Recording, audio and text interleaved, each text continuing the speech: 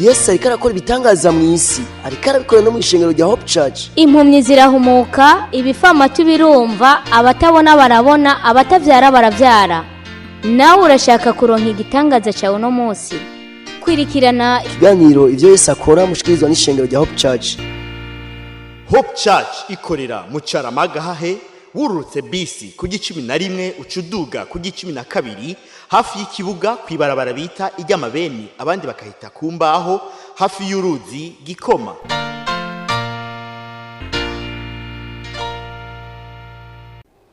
Kaze muri uyu mwanya udasanzwe, umwanya w'ikiganiro ivyo Yesu akora. Mukaba muri kumwe na Pasteur Jackson Nkeshimana wo mu ishengero rya Hope Church. Hope Church ikorera mu Caramagahahe kwibarabara rya 12. Urutse bisi waje na bisi ukuruka bisi aho zikaterana ku G11 ucuja ku G12 ni barabara rikurikira n'intambwe nka zikenya, urigezemo ucujinjiramo gatonya intambwe nkenya gusa ucubona urusengero rwa Hope Church kuri portail handitse ko Hope Church. Ego aho niho dukorera, turaguhaye kaze. Rero kaze muri uyu mwanya w'ikiganiro ivyo Yesu akora, aho tubashikiriza ibinabiriya mu vyo Yesu ariko arakora mu Burundi, ivyo ariko akora mu ishengero rya Hope Church. Muri uku kwezi rero k'umunani hari ivyo tugiye kwiga ko bidasanzwe kandi bikuraba kandi bikwerekeye. Kunanirwa mu buzima tugomba tubihakanire, tugomba tubisezerere, tugomba ntibize bisubire kandi kuvugwa mu buzima bwacu. Hari byo Satani aba yateguye mu buzima bwawe byo kutegezwa kunanirwa. Hari ibintu wamukora bikakunanira bikanka kabisa kandi wategezwa kuba woshitse. Hari abo mwiganye bo bamaze gutera imbere, mbwa byaranse gutera imbere, suko woba utazi ingene botera imbere. Oya, kandi aho baciye nawe warahaciye mugabo ntivyakunze. Hari ikindi gihe usanga amasheke aguma bari menshi cyane. Uku kwezi kwa munani tuko tusengera rero gukuraha amasheke mu buzima. Bijya bintu byo kunanirwa mu buzima bikahava gose burundu, umuntu akagira amasuccess, akagira gushobora, akagira kunesha. Reka ndakubwire, urashaka kubuhembwa amafaranga ariko canke ukaba ukorera amafaranga mugabo ivyo umaze gushika kukabibura, suko utazi kujera neza. Oya, hari impemu mbi y'ukunanirwa ibikuriko.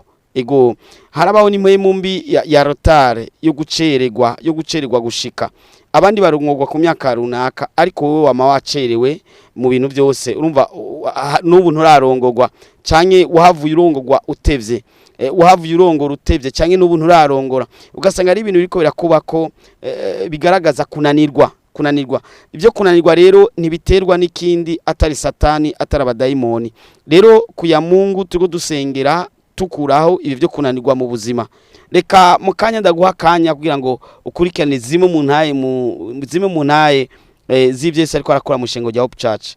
Ego abantu bariko barahishurirwa cyane hajya hitwa kuri antene y'Imana. Ego kuri antene y'Imana naho bova muhira uvuga ati Imana ngiye kuri antene yawe, aho ubuvuze neza ntibigoye cyane. Kuri antene y'Imana kuko aho hantu twama twibonera Imana ikora ibikorwa bikomeye kandi bihambaye. Benshi bamaze kuyishurirwa, uri abatahora bafungura ibinaka, uri abahora bacumbagira, abahora ari bimuga, intaye zimwe muramaze kumva, kiretse nimba ari ubwa mbere wumviriza kino kiganiro, mugo muramaze kumva intaye za benshi cyane Yesu yagiriye neza kandi yamaye abakoreye neza, kandi nawe agiye kugira neza, kandi nawe agiye kukwitaho, kandi nawe agiye kugutabara nkuko yatabaye abandi. Ego ntugire ubwoba rero, Yesu nagushoboza ukashika, naco bitwaye naho uva kure.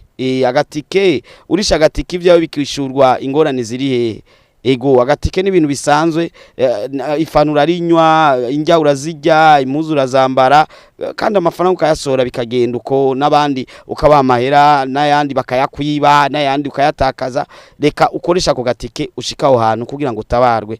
Nta nyungu jewe ndabifisemo atari uko umuntu w'Imana yogirirwa neza agatabarwa. Nawe rero ndakusabiye Imana ikugire neza, ntiwisamare ko ubuzima burazimvye, ingo nawe usengerwe kugira ngo ibyawe vyuguruke, ugere kuri ya ntambwe Imana yagusezeraniye, ugere kuri ya ntambwe byategerezwa gushikako. Hari umuntu yanka inzoga kubi mugabo yama yazinyoye, akazanka mugabo akazinywa.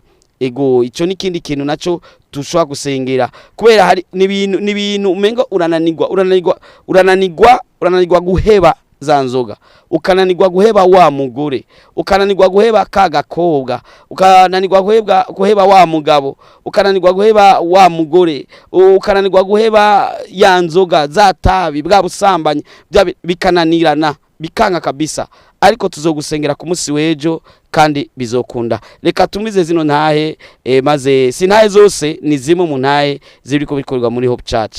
Ego inyuma y'intahe Pastor Jackson cangaruka bwa ngo tubandanye. Yesu aguhezagire.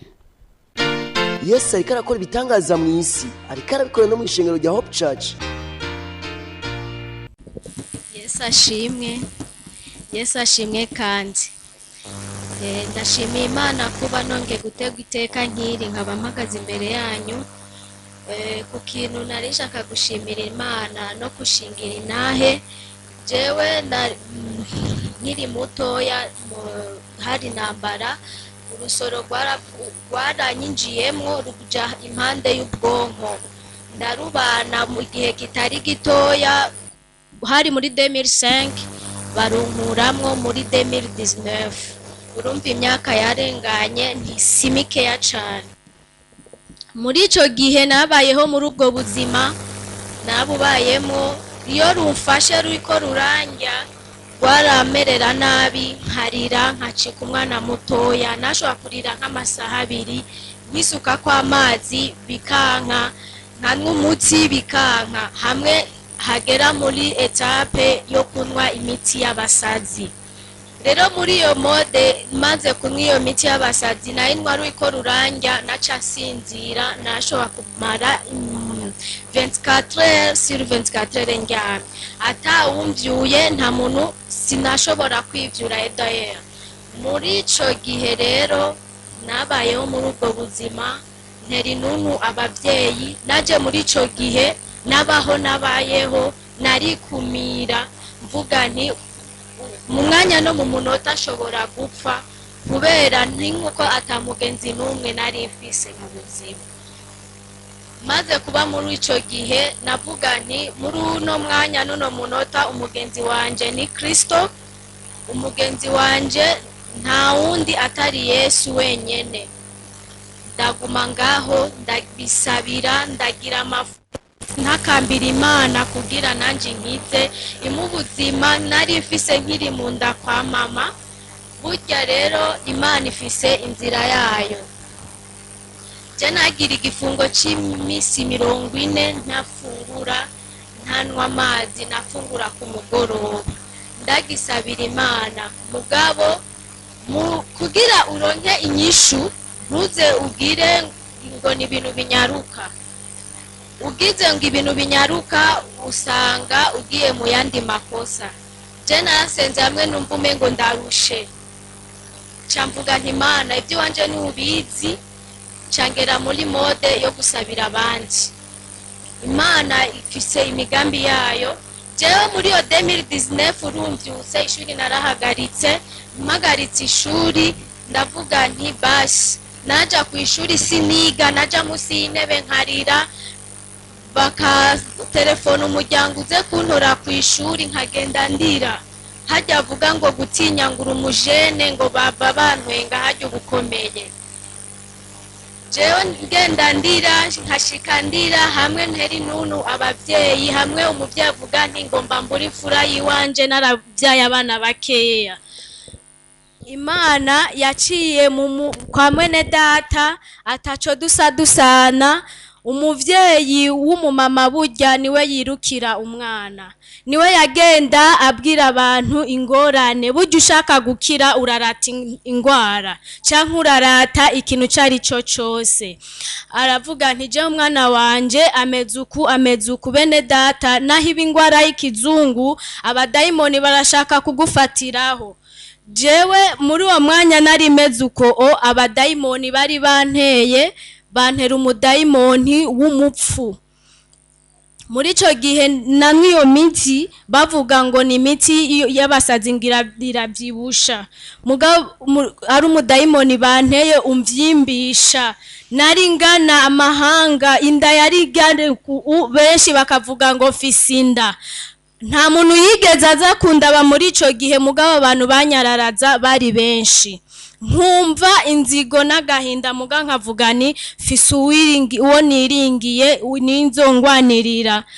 Uwo muntu aravuga nti ko bimeze uko je ndafise umuntu ashobora kugufasha kugira ngo ubwo rusoro rukuvemwo. Ndavuga wo bukoze. Twaragenda abandi bashobora kugenda kudodora bakabaha amasango y'indwi y'ukwezi, mugabo jaho na dodora baranyugururira kubera nari mfise ico ndico, nari nzi ico ndico. Naragenda aho bantumye.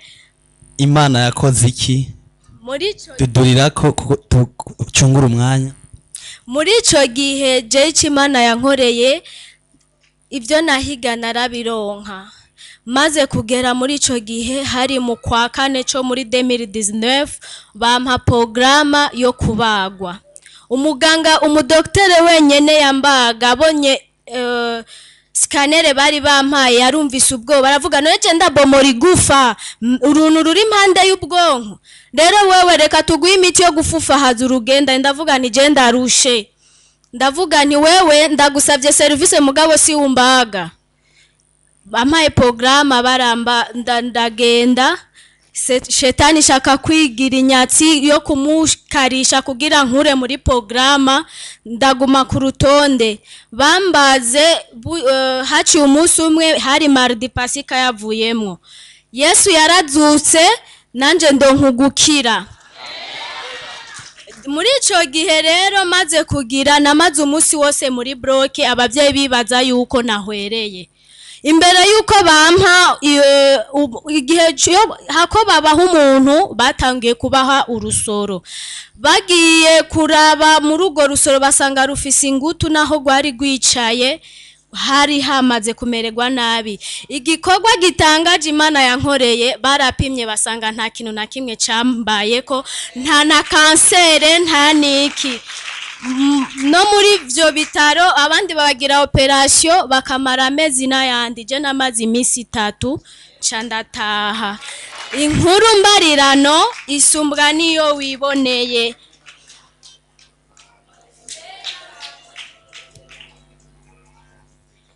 Runo rusoro nguru ugwa nagone gwama navuze nti kiretse Imana yonyene nzokwama ndayishimira Imana kuko ibitangaza yankoreye ni byinshi cyane. Na niyo mpamvu shimiye Imana nkwijije umwaka umwe fise ubuzima nk'ubwo Imana yamaye nkikiva mu nda ya mama.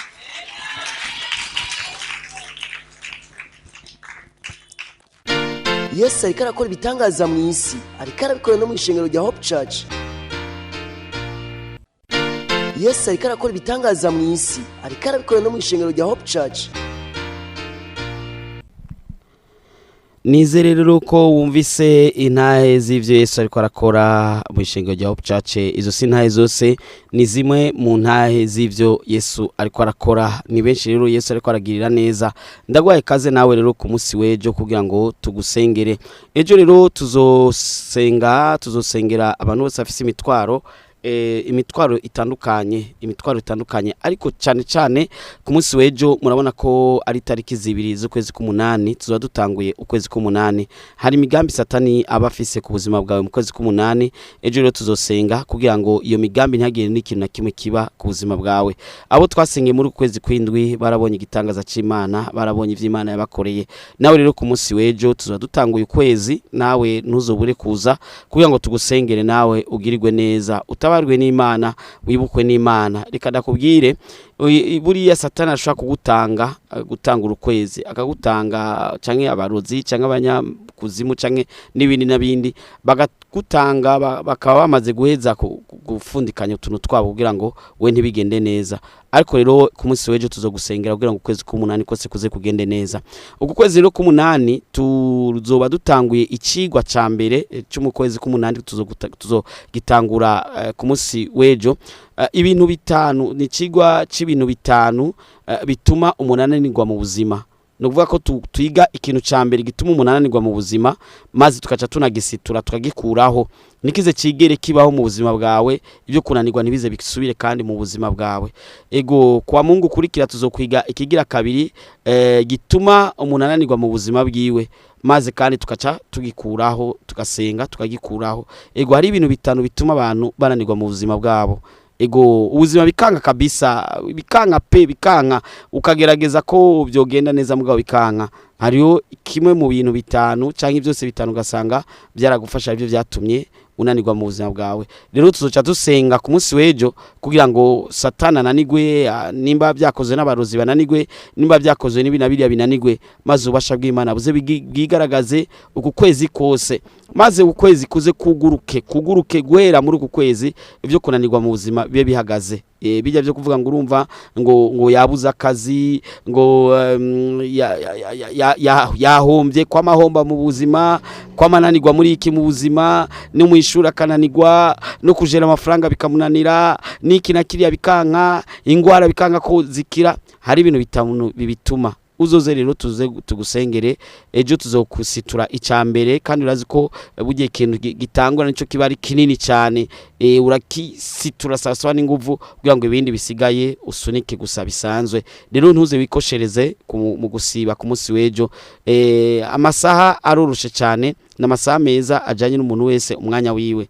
Nuvuga ko tuzokwiga amiga ya mbere ni 2:00 zuzuye neza, amiga ya mbere atangura 2:00 zuzuye neza, amiga ya kabiri agatangura 1:45 zuzuye neza, amiga agira gatatu akaba 10 zirenze ku minota 30. Ego ndagwaye kazi kugira ngo nawe Yesu akugire neza.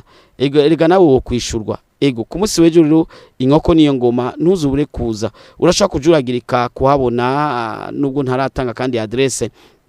Reka mbere mbanze ndaguha adresse neza. Ushitse ku 11 rya Carama. Ego ni rya Carama, ni mu gihe uvuye nko muri ville ufashe bus, ni nko ko uvuye ahandi hantu ushitse ku 11. Ukaga ku 11 uzobushitse kuko ishengero riri ku 12. Ugeze ku 11 utugira intambwe nkenya gusa ukaca winjira ku 12. Ni nk'iparcelle zingahe urenganye, iryo barabara bagimbaho ko bahadandariza imbaho, abandi bakarita kujya amabeni kuko ni amabeni aca agiye kubaka amazu hariya.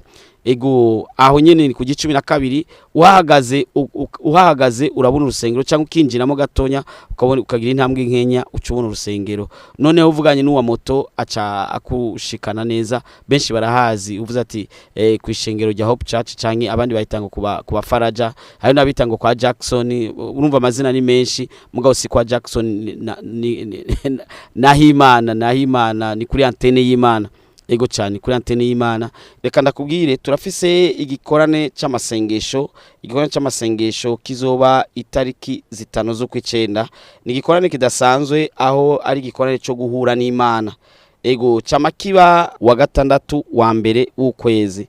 Ndagwaye kaze kuri uyu wa gatandatu wa mbere w'ukwezi, izoba ari itariki 5 z'ukwicenda. Wa gatandatu wa mbere w'ukwezi kw'icenda, wa gatandatu wa mbere ukwezi kw'icenda, izoba ari tariki 5.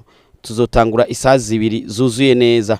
Ni igikorane c'amasengesho cyo guhura n'Imana, cyo guhimbaza Imana, cyo gutazira Imana, ariko kandi izoba ari umunsi wo guhura n'Imana.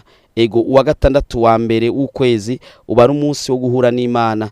Ndaguhaye kaze ku wa gatandatu itariki 5 z'ukw'icenda. Izoba ari umunsi wa gatandatu 2:00 zuzuye neza. Tuza dutanguye amasengesho yo guhura n'Imana. Ego urakeneye guhura n'Imana, urakeneye kuvugana n'Imana, urakeneye guhura n'ubwiza bw'Imana. Ego cyane kizoba ari igikorane cyo guhura n'Imana. Ndaguhaye kaze nuzusibe cyangwa uceregwe ku wa gatandatu 2:00 zuzuye neza. Tuza tufise ayo masengesho kandi tuyarangiza kare 4:30 tuba turangije. Umuntu wese akaca atangura kuja mu bikorwa kumbure bitandukanye. Ndaguhaye kaze ku wa gatandatu. Egome ku wa gatandatu wo guhura n'Imana. Izoba ari ku wa gatandatu itariki 5, izoba ari wa gatandatu wa mbere ego w'ukwezi kw'icenda itariki 5. Ndaguhaye kaze 2:00 ntuzusibe cyangwa uceregwe. Ego nahakubwiye ntihagoye namba na gatonya wurutse bus. Ego canke ukaba waje n'indi déplacement ugashika ku 11 uca ugira intambwe nkenya ukaja urengana mu parcelle market gusa ukaca winjira ku 12. Ujinjiyemo ucubona ishengero, ukijinjiramo ucubona ishengero rirerere gutya riri muri clôture portail ya bleu. Ndaguhaye kaze kabisa. Yesu aguhezagire. Ugize akabazo, ugize icubaza ucubaza mu protocole kuri 68 ubusa 9 ubusa 8 ubusa 3. Kaze cyane. Yesu aguhezagire. Kaze cyane. Yesu aguhezagire. Nakubwiye ni 68 ubusa 9 ubusa 8 ubusa 3 68 09 08 03. Yesu ashimwe cyane, Yesu ashimwe cyane. Vuga uti amena, vuga amena nawe birakuraba. Vuga amena. Kunanirwa mu buzima ntibibeho mu buzima, ahubwo tubandanye tunesha, tubandanye dushika ku masezerano yacu. Hari amasezerano Imana yagusezeraniye haheze umwaka, haheze imyaka n'iyindi. Rimwe na rimwe uratangura kwiyumvira kumbure si Imana yari yavuze. Oya, hari igihe usanga ari Imana yavuze, ariko kandi harabaho gusezeranirwa, ariko kandi hakabaho gushitswa kwa masezerano. Mugabo Satani nawe arabyinjiramo akazibira mu gihe udashoboye kumenya ingene ushobora kugwana urwo rugamba ngo runeshe. Mu ijambo ry'Imana mu Banyefeso 6:12 niho havuga ngo ko abo tunigana atarabi inyama n'amaraso, tunigana n'abakuru n'abafise ububasha nimwe mu mizahantu ho mu ijuru. Ni ukuvuga ko abo tugwana, nuvuga n'urugamba twamako, n'urugamba igihe cyose. Haba hari urugamba guko ivyawe bitokunda, haba hari urugamba guko ivyawe utokwishurwa, ariko kandi hari urundi rugamba rudasanzwe rwuko nawe utegeza kugwana ko ivyawe bishika, ivyawe vyishurwa. Nukuvuga kwa Mungu twamadusengera ico kintu, nukuvuga n'umusi wejo tuzosengera ico kintu. Ndagwaye kaze n'ukuri ku musi wejo ntuzobure kuza gusenga, kuko Satani yoba kumenyereye nabi. Ego Satani yoba kumenyereye nabi, uze nawe tugusengere ubwo buzima bw'amasheke busezerere. Ubusezerere nawe wo kwishugwa, nawe wo bishobora, nawe byokunda. Sinzi ko biragushikiraho uronka amafaranga menshi y'icyarimwe, ushobora kuba waronse mission, ushobora kuba wagurishije agatongo canke ibi nabiri ukasanga waronse amafaranga kandi menshi, ariko waraba ico wayakoresheje ukakibura pe, ukaraba kabisa mbere mukava munabipfa no mubakanye canke nimbutarubaka ndiwe ubwa ukiyumvira ukavuga ati mbega none ibi byabaye gute. Sinzi ko biragushikiraho uronse amafaranga abana bakaca bagwara, uronse amafaranga inzu ikaciguruka, uronse amafaranga abavyeyi bakaca bagwara, uronse amafaranga hakaba ikintu kanaka kica kiba kugira ngo kiyatware. Iyo ni muhimu mbi, iyo ni muhimu mbi ya blocage, ni muhimu mbi yo kunanirwa ibiri kura gukurikirana kugira ngo ntibize bigere bikunda. Ariko muri uko kwezi k'umunani ni ukwezi ko gusengera ibikunda. Muri ukwezi k'umunani bigiye gukunda. Guhera muri uko kwezi k'umunani Yesu nakugirira neza ku munsi wejo ukaza gusenga, wowe ubwiriwe ubuntu budasanzwe, kuko guhera ejo tuzogira amiga 3 nkuko twahora. Turatugira amiga 3. Amiga ya mbere atangura 2:00 zuzuye, amiga ya kabiri agatangura 4:45, amiga ya gatatu agatangura 10:00 n'igice. Ndagwaye kaze rero kugira ngo nawe ugirirwe neza, nawe bihinduke. Erega nawe byohinduka. Amen. Nawe byohinduka. Ivyo biriko birazibira, ivyo biriko biranka ko bikunda, nawe vyohava. Ego vyohava, ubuzima bwawe bukaba bushasha, byose bikaba vyiza. Ego cyane. Reka ndakubwire, urashaka kuba uvuga ati boje mu bintu by'amafaranga meze neza muri mugabo, urashaka kuba ufise projet uwimaranye imyaka, waranditse ku gatabo, waranditse nene amaplan wubatse y'inzu, amaplan wacafse, ufise n'igitabo no canke impapuro wanditse ko amaplan y'inzu, imyaka irabaye ingahe wipfuza kubaka ntibirakunda, warifujije kuronga parcelle ntibirakunda, warifujije kiniki ntibirakunda. Hari ahantu umenga biriko birazibirira kandi bikaza kwanka, ubona umenga wagira ubishikire, wagira ugifate, wagira uhashike, mugabo biriko biranka. Ndiko ndavuga wewe nyene, egome ni wewe ndiko ndavuga. Bigeraho ukumva umenga wagira ubishike ko mugabo bikanka. Nta kindi gishobora atari amasengesho. Uzoze tugusengere ku munsi wejo. Ego nakubiye ko dusenga 2:00, amiga ya mbere dutangura 2:00 zuzuye kandi ntiducererwa twebwe. Amiga agira kabiri tutangura 4:45, amiga agira gatatu tutangura 10:00 n'igice. Ndagwaye kaze ntihagoye, ni mucara magahe urutse bus, aho amabisi akatira cyangwa ukafata moto cyangwa bajaji cyangwa taxi cyangwa ikindi ukaba kigushikanye aho amabisi akatira, muca mubandanya gatonya n'intambwe nkenya ukacuja ku 12, ko amabisi akatira ku 11 ukacuja ku 12. 12 ujinjiyemo gatonya gusa ucubona eglise iri muri clôture, hama portail, ni portail ya bleu, naho nyine handitse ko Hope Church ntihoberana. Ego mbere n'abamotare, abataxi velo, abataxi voiture, abataxi izabajaji basigaye bahazi, babwiye ati kwishengero Hope Church ryo mu Carama kujya mabeni baca bahamenya. Ego hari abandi bahita ngo ni kwa Jackson, ariko ni kwa Imana, si kwa Jackson. Ego hari nabandi bahita ati kuba Faraja. Egome umubwiye ati kuri rya shengero bita kuba Faraja canke sinzi, mugabo biroroshe cyane, haroroshe cyane, ndaguhaye kaze. Urashobora no kujuragirika ntuwabone neza, ndaguha nimero z'umu protocole kugira ngo muvugane kumbure. Urashobora no kumutelefona ukamubaza. Ego abantu benshi barakunze kubipa, ariko we ntuje mu babipa kameme. Umuntu ari mu kwishurwa ntajya mu babipa, ego kuko nawe urashikiriwe nawe. Amena, vuga uti amena, amena. Ego ndaguha nimero z'umu protocole ni 68 ubusa 9 ubusa 8 ubusa 3 68 09 08 03 68 ubusa 9 ubusa 8 ubusa 3.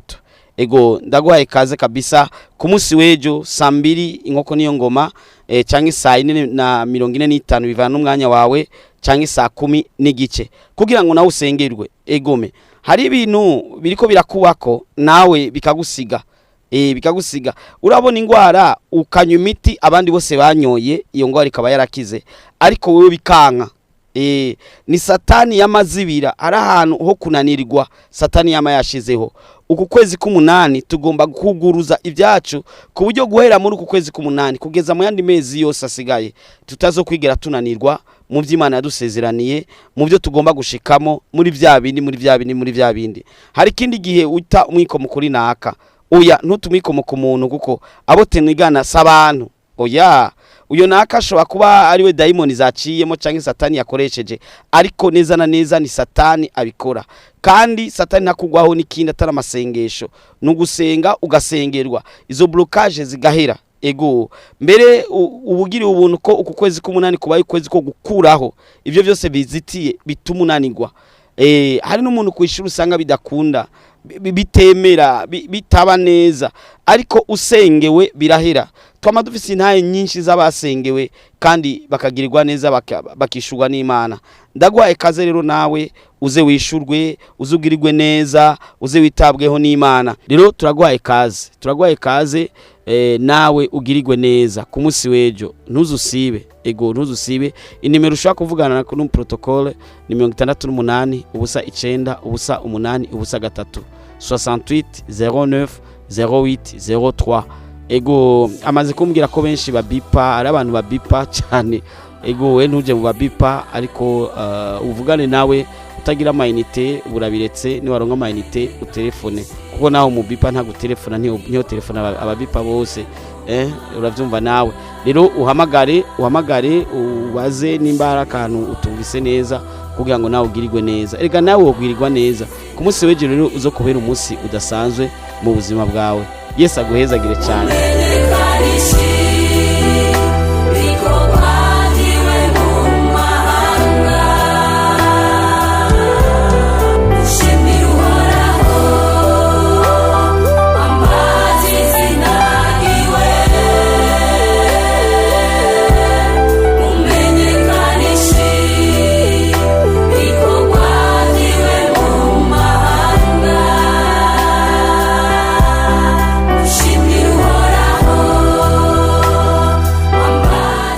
Rero uyu mwanya rero turageze umwanya uko turangiza kino kiganiro. Ego uyu munsi ndagomba rero ko iri joro rikubera ijoro ryiza, ijoro ry'umugisha, ijoro ryo kwitabwaho n'Imana, ijoro ryo kurota Imana, nusuye kandi kukangagurika, ibintu byose bize bigende neza. Yesu aguhezagire. Mwari kumwe na Pasteur Jackson Nkeshimana wo mishingiro ya Hope Church. Ndakwibutse nti ni wajuragirika ntubure guhamagara kuri 68 ubusa 9 ubusa 8 ubusa 3 68 09 08 03. Yesu aguhezagire. Yesu ariko arakora ibitangaza mu isi, ariko arabikora no mu ishengero rya Hope Church. Impumyi zirahumuka, ibifamatu birumva, abatabona barabona, abatavyara baravyara. Mweje kumviriza ikiganiro ivyo Yesu akora mushikirizwa n'ishengero rya Hope Church. Hope Church ikorera mu Caramagahahe, wururutse bisi ku 11 ucuduga ku 12 hafi y'ikibuga kwibarabara bita Iramwibutse, abandi bakahita kumbaho hafi y'uruzi Gikoma. Woburusha, woburemerewe, wofisi ibibazo waburiye inyishu, wobugomba kwakira Yesu Kristo nk'umwami n'umukiza w'ubugingo bwawe, wobugomba kuvugana n'umukozi w'Imana Pasteur Jackson Nkeshimana, womwandikira ubutumwa bugufi kuri 76 96 96 96 kugira ngo agusengere kandi agufashe mu buryo bw'impwemu. Yesu yavuze ngo nimuze kuri jewe mwese abananiwe n'abaremerewe ndabaruhura.